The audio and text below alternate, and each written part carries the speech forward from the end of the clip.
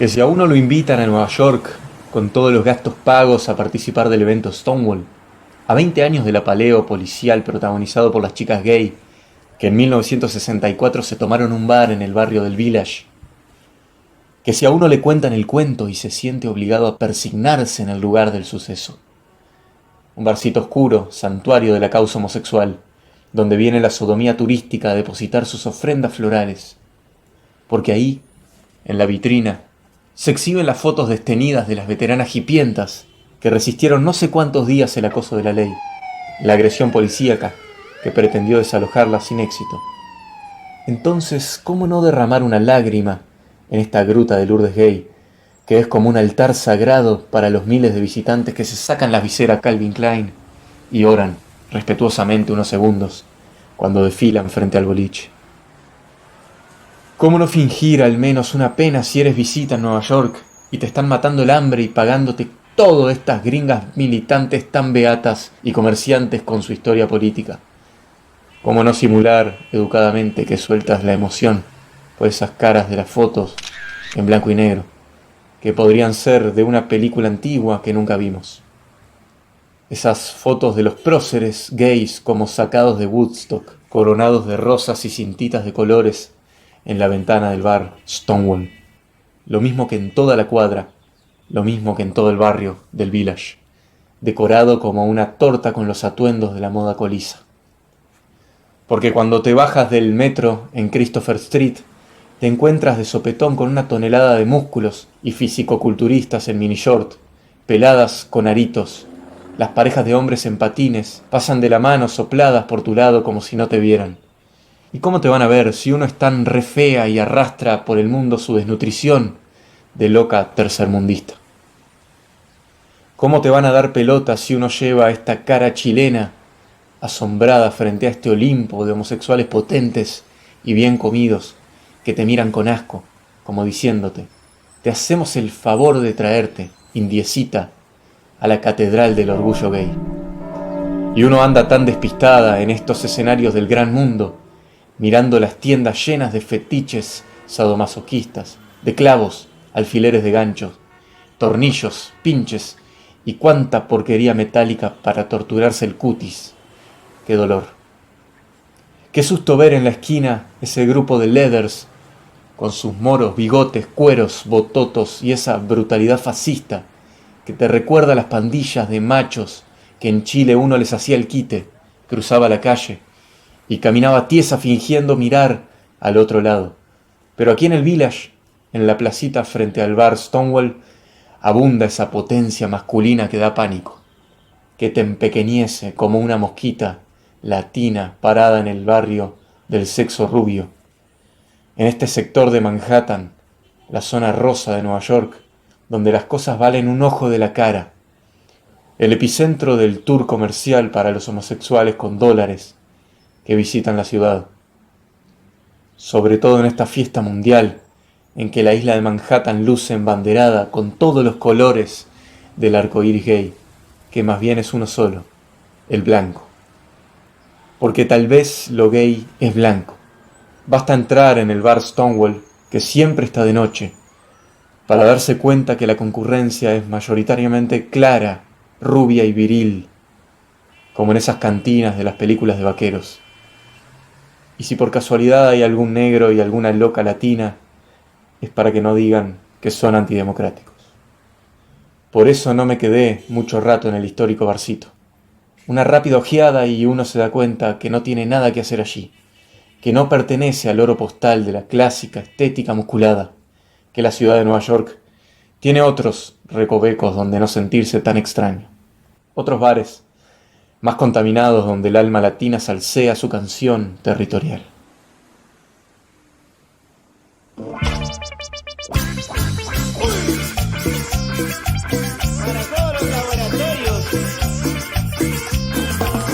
Pedro II Lemebel, Santiago de Chile, 1952-2015. Escritor, cronista, artista plástico.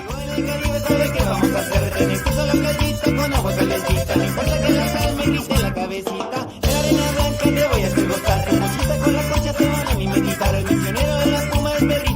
Bueno, Michi, acabamos de escuchar La Crónica de Nueva York de Pedro Lemebel, donde el autor nos cuenta sobre su incómoda visita al megaturístico, sofisticado y carísimo bar Stonewall, ícono del movimiento gay en Manhattan y el mundo, en el cual no se siente muy a gusto. La crónica literaria es un subgénero que encuentra la belleza estética de la narrativa y el texto periodístico. Es como una fusión de las dos. Cuando los periodistas de crónica y de Magneto hacen sus bajadas de línea, ¿es una crónica literaria también? O sea, Feynman ponele diciendo pan, Exacto. Lechuga, Las poesías, milanesa. sí. Ahí va. Eso sería una crónica literaria, poesía pura, sí, de Feynman. Perfecto, gracias. Y bueno, y en el texto en sí sigue la cronología en cuanto a cómo se narran los hechos y Ajá. tiene cierta verosimilitud en lo que se cuenta. De más. Eso en cuanto a la crónica, ¿no? Y bueno, el Stonewall Inn es un bar LGBTQ, recordado por ser donde comenzaron las manifestaciones de 1969, que significaron el comienzo del movimiento de liberación LGBT en Estados Unidos, donde la comunidad comenzó la lucha por derechos básicos, como básicamente en ese momento poder entrar a un bar, Sí. lo tenían vetado en ese momento. Y bueno, esta crónica de Lemebel marca un poquito la deformación en el tiempo de ese lugar icónico y cómo se convirtió a sus ojos en un producto de venta capitalista de la cultura gay, ¿no? Y las diferencias entre este barrio que encontró cheto, yuppie, de homosexuales millonarios y con una pseudo perfección hollywoodense hegemónica, Sí. como los describe. Cuando yo leía esta crónica me daba como una especie de fantasía medio hitleriana del mundo gay, ¿viste? Mal, zarpado. Yo cuando lo leí también, muy, muy loco. Ajá. Y se encuentra Lemebel con un mundo totalmente antagónico al mundo real que él conocía, homosexual tercermundista, que padeció, ¿no? El escritor en su Chile natal. Claro. Bueno, Pedro Lemebel es un escritor y artista bastante multifacético. Es marginal, pobre, comunista, latino y homosexual, y lleva todos esos rótulos como bastante embanderados. Sí, todas las porquerías. Sí, lo digo casi como rótulo porque fue un ícono de la cultura gay en el continente. Ah, mira. Y maneja un áspero, duro y contestatario lenguaje, ¿no? Se mueve en este subgénero de la crónica literaria más que nada para denunciar y expresar las vivencias del hombre pobre, gay y comunista en un mundo de falsedades, hipocresía y discriminación, ¿no? Con fuerte contenido denunciante de la política y la sociedad. Es un sobreviviente de la dictadura chilena. Nació en el barrio La Legua, un barrio pobre de Santiago, en el año 1952. Acude a un liceo industrial de herrería y mueblería, víctima constante durante su educación secundaria de golpizas, de discriminación por parte de sus compañeros, por su forma de vestir, por su forma de hablar. Y bueno, en la década del 70 ingresa a la Universidad de Chile, donde se recibe de profesor de artes plásticas. Luego de egresar de la universidad, solo llegó a trabajar en la docencia en 2 liceos, de los cuales fue echado por su apariencia homosexual en el año 83, en plena dictadura de Pinochet. Sí.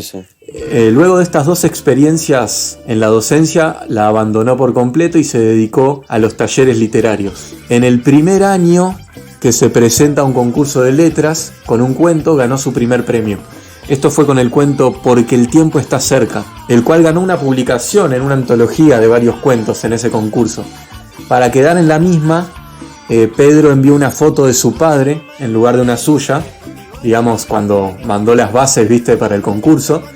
Ajá. Y mezcló también datos de ambos por miedo a que su historia y su apariencia física le cierren las puertas, digamos. Sí. En ese momento el cuento relata la vida de un joven que luego de ser abandonado por su madre y rechazado por su padre empieza a prostituirse para subsistir. Este fue su primer cuento publicado. Y en estos talleres literarios, Pedro conoce y entabla amistad con varias referentes feministas y de izquierda, como Pía Barros, Raquel Olea, entre otras, que lo acercan a organizaciones culturales alternativas de oposición a la dictadura de Pinochet. Qué bueno eso. Sin embargo, su militancia política en la izquierda antidictatorial se vio fuertemente marcada por el rechazo y el prejuicio a su homosexualidad.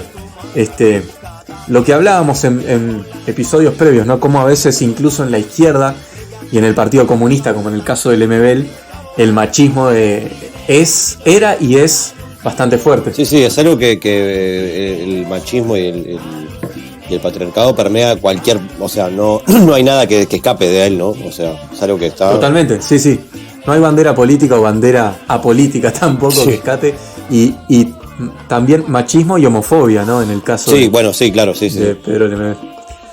Y bueno, Lemebel quería hacer una pequeña, ya que tocamos este tema, escribe una carta en estas crónicas al subcomandante Marcos, en la que hace un poco énfasis en esto de la homofobia en la izquierda, dentro de su Partido Comunista, donde nunca fue realmente aceptado. Y voy a leer una partecita muy chiquita, es medio larga y está, para que no se nos vaya todo el tiempo. La crónica se llama Aquellos ojos verdes, a ese corazón fugitivo de Chiapas. Y dice así: tal vez porque supe de tu saludo al Frente Homosexual de Cataluña, donde una loca amiga recortó tu mirada de pasamontañas para pegarla en el telón blanco de su amor revolucionario. Quizá fue por eso, porque nunca tuvimos un Che Guevara propio, ni estrellas rojas en el amanecer nublado en Cuba. Y la montaña sandinista nos resultó demasiado empinada para el delicado aguante mariposa. Quizás porque los héroes del marxismo macho nunca nos tuvieron paciencia y prefirieron bailar solos, ideológicamente solos, la ranchera baleada de su despedida. Y recomiendo leerla toda la crónica porque es muy buena. Todas las crónicas de Lemebel son muy buenas, estuve leyendo varias y son totalmente recomendables. El subcomandante Marcos leyó esta crónica y le respondió a Lemebel personalmente. Mira. Le agradeció, le dijo que le encantó la crónica y sus palabras. La única corrección que le hizo, le dijo que él no tenía ojos verdes. Fue lo único que le dijo que no era correcto. Y bueno, en 1986 se presenta a modo de intervención en una reunión política de izquierda que se dio en la estación Mapocho, una estación conocida de Santiago, vistiendo sus zapatos de taco alto, maquillado con la hoz y el martillo en sus mejillas y con un altoparlante que reprodujo su manifiesto, que también quiero leer algunos fragmentitos porque está buenísimo, dale, pero no todos, sino parte. Se llama Hablo por mi diferencia, el manifiesto de Pedro Lemebel. Es una poesía increíble que dice en partes así: por eso, compañero, le pregunto, ¿existe aún el tren siberiano de la propaganda reaccionaria? Ese tren que pasa por sus pupilas cuando mi voz se pone demasiado dulce. Mi hombría fue morderme las burlas, comer rabia para no matar a todo el mundo. Mi hombría es aceptarme diferente. Yo no voy a cambiar por el marxismo, que me rechazó tantas veces. No necesito cambiar, soy más subversivo que usted. No voy a cambiar solamente porque los pobres y los ricos a otro perro con ese hueso. Tampoco porque el capitalismo es injusto. En Nueva York, los maricas se besan en la calle. Pero esa parte se la dejo a usted, que tanto le interesa, que la revolución no se pudra del todo. A usted le doy este mensaje. Y no es por mí, yo estoy viejo, y su utopía es para las generaciones futuras. Hay tantos niños que van a nacer con una alita rota, y yo quiero que vuelen, compañero, que su revolución les dé un pedazo de cielo rojo, para que puedan volar. Hermoso. Sí, un fragmento del manifiesto de Pedro Lemebel, que es una poesía bastante larga. Y bueno, en el año 1987, acá un poco lo que hablaba de un artista multifacético, funda la dupla artística llamada Las Yeguas del Apocalipsis, en plena dictadura. Sí, es buenísimo el nombre. Sí. Junto a Francisco Casas, otro escritor y artista, en plena dictadura de Pinochet, que recuerdo que terminó en el año 90. Este dúo se caracterizó por sabotear lanzamientos de libros y exposiciones de arte, apareciendo de manera provocadora y sorpresiva, y se instaló en el país como un ícono de la contracultura. La primera intervención de Las Yeguas del Apocalipsis, que es buenísimo el nombre, me encanta. Sí. A modo de ejemplo, fue en el año 87, cuando se aparecieron en la Feria del Libro de Santiago, vestidas como las Damas de SEMA, que era una fundación dedicada supuestamente a provocar el bienestar espiritual en la mujer chilena, una fundación presidida por la esposa de Augusto Pinochet, y era una fundación de mujeres paquetas, de club de campo, digamos. Sí, mal. Se aparecieron así vestidas, Lemebel y su compañero, a la Feria del Libro, a repartir panfletos sobre el SIDA, la prevención y la información. Esto fue, eso que hizo con la esposa de Pinochet, ¿fue en plena dictadura? Fue en plena dictadura, en el año 87, la dictadura chilena terminó en el 90. Estás pasado. Y las intervenciones de esta dupla fueron entre el 87 y el 95 más o menos, que se manejó la... Y esta fue la primera aparición pública. No fue documentada, o sea, no fue grabada, pero fue como que conocida del boca en boca, digamos. Claro, sí. Y bueno, se aparecieron así vestidos a repartir panfletos sobre el SIDA. Ambos escritores con esta movida generaron desde la realidad de la cultura homosexual una interrupción de los discursos institucionales del Chile pinochetista de su momento, ¿no? Claro. Y en sus reclamos, los tres pilares fundamentales fueron la memoria, los derechos humanos y la libre sexualidad. En plena dictadura, es bastante loco. Sí, está mal. No, y bueno, aquello. Sí, y dicen que entre el 87 y el 95 realizaron más o menos 15 intervenciones públicas. Luego Lemebel se dedicó de lleno a lo literario, principalmente en la forma de crónica, como decíamos. Luego del arresto de Pinochet, en el año 98, arresto, entre comillas, en un hospital de Londres llamado The London Clinic. Claro, sí, debe haber pasado mal ahí. Horrible, sí, amparado por el gobierno inglés que no lo extraditaba a Chile, recordemos. Y se publica el semanario en Santiago, un semanario llamado The Clinic, de forma como parodiando donde estaba Pinochet, donde Lemebel empieza a publicar sus crónicas. Esto en el año 98. Algunas que posteriormente formarían parte de sus libros.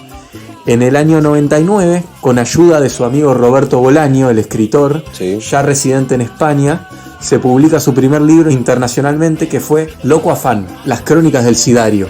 Ya había sido publicado en Santiago en el año 95, pero acá se publica en España y se conoce internacionalmente, digamos. Y desde entonces su obra escrita fue requerida a varias traducciones y su literatura valorada a nivel mundial. Cabe destacar que las crónicas de Nueva York, que acabamos de escuchar, pertenecen a este libro, a las crónicas del sidario. En el año 2001 publica su primer y única novela en vida, digamos. Después hubo una más publicada póstuma, que se llama, la novela del 2001 se llamó Tengo miedo, torero, que es una historia, es tremendo título también, muy bueno. Sí. Tengo miedo, torero. Una historia de amor contextualizada durante el atentado contra Augusto Pinochet que se dio en el año 86. Y una novela de la cual está por salir ahora en estos días una película protagonizada por un actorazo chileno que se llama Alfredo Castro. Y bueno, sí, está bueno para estar atento a esa película. Sí. Y en los siguientes años publica varios libros de crónicas. En el año 2011 le diagnosticaron cáncer de laringe a nuestro querido Lemebel, y ya en la etapa final de su enfermedad apareció de sorpresa y por última vez en el ojo público en el Festival Santiago a 1000, que se presentó a un homenaje que le habían preparado en el Teatro Gabriela Mistral, y a los 15 días de este homenaje murió el 23 de enero del año 2015. Como decía, se publica póstumamente una segunda novela llamada El éxtasis de delinquir, que se sumaría a su obra literaria. Con respecto a su estilo, a su prosa poética y a veces enroscada, Lemebel dijo: podría escribir clarito, podría escribir sin tantos recovecos, sin tanto remolino inútil, podría escribir casi telegráfico para la globa y para la homologación simétrica de las lenguas arrodilladas al inglés. Podría, dice Lemebel. Váyanse a cagar. Sí, eso es lo que yo entendí, váyanse a la mierda. Sí, obra literaria de... Yo también entiendo eso. Obra literaria de Pedro Lemebel consta de 9 libros de crónicas y 2 novelas, una en vida y una publicada póstumamente. Así que bueno, eso fue un poco la crónica de Nueva York de Pedro Lemebel. Salute, Pedro. Salud.